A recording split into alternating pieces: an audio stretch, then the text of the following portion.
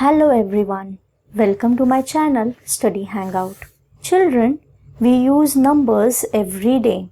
When we get up in the morning, we see the clock and read the time with numbers. We learn mathematics in the school. We count money using numbers only. Do you know what are the numbers? 0, 1, 2, 3, 4, 5, 6, 7, 8, 9 are the numbers which we use everywhere and every day. But apart from these numbers, we use some symbols which represent mathematical values. To justify what I said, children, can you see these two clocks? What difference you can see in these two clocks? This clock has international numbers like 1, 2, 3, 4, 5, 6 till 12. And this clock does not have any numbers. It has symbols. And these symbols are the Roman numerals. So children, today we shall learn more about Roman numerals.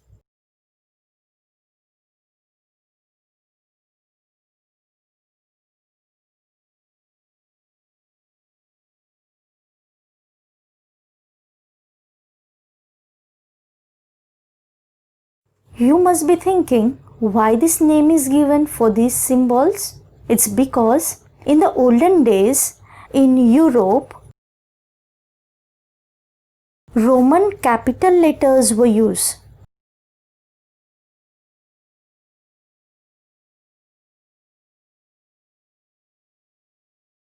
To write the numbers.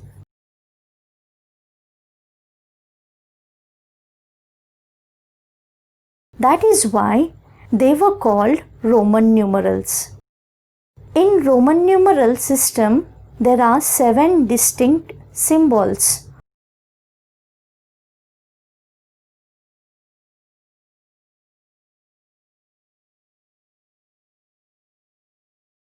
Those are I, V, X, L, C, D and M. Let us see more about these symbols. Here there is one box. In these two columns are there Roman numerals and international numbers. I represent for 1, V for 5, X for 10, L for 50, C for 100, D for 500 and M for 1000. But in Roman numerals, there is no symbol for 0. We are going to give more stress on I, V and X. Roman numbers follow certain rules which helps to determine how the number is written. It will also help us in reading or recognizing Roman numbers. So let us have a look. Rule number 1.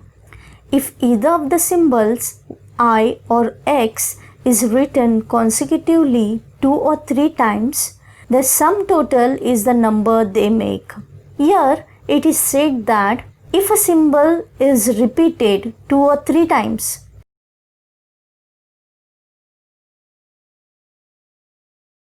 its value is added as many times as it occurs. For example, if we are taking 2i, so 1 plus 1 we will get 2. Here the number is added. So in the same way, if we take double x, that is xx, here also we have to add a number. X symbols represent 10. So 10 plus 10 we will get the answer 20. Rule number 2. The symbols I or X can be repeated consecutively for a maximum of 3 times. The numeral V is never repeated consecutively. Here it is said that a symbol I and X is not repeated more than 3 times. That is why we do not write 4 as 4i. This is wrong. We write it as 1i and v. This is correct symbol for number 4. Same way, we should not write 4 times x. It's wrong, but instead of that, we can write it as xl. Second sentence says that v is never repeated. If we write 2v, then the total becomes 10. That means v plus v, that is 5 plus 5 is equal to 10. But we have the symbol for 10, that is x. So it is wrong. Rule number 3. When either I or v is written on the right of the symbol of a bigger number, its value is added to the value of the bigger number. Here it is said that when we write any symbol towards the right side of I or v, then the value of that number starts increasing. For example, 12. Here after x, 2i are written.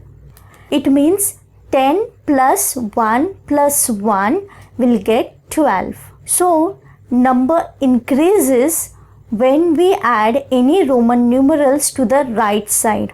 I would like to give second example for you all. That is x and v means 15. Here after x, v is added. That means 10 plus 5 we will get 15. Here also the number has increased when we add the symbols towards the right side. Rule number 4. When I is written on the left side of v or x, then its value is subtracted from the value of 5 or x. However, the symbol I is not written more than once before v or x. If a symbol like I is written on the left of the symbol v or x with greater value, then its value is subtracted from the value of the greater symbol. This rule is opposite of rule number 3. There we have to add numerals towards the right side, but in this rule we have to do subtraction. For example,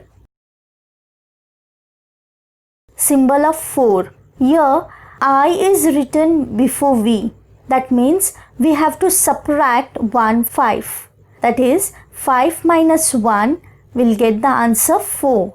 In the same way, we can write for number 9. Means the symbol for 9 is I and x.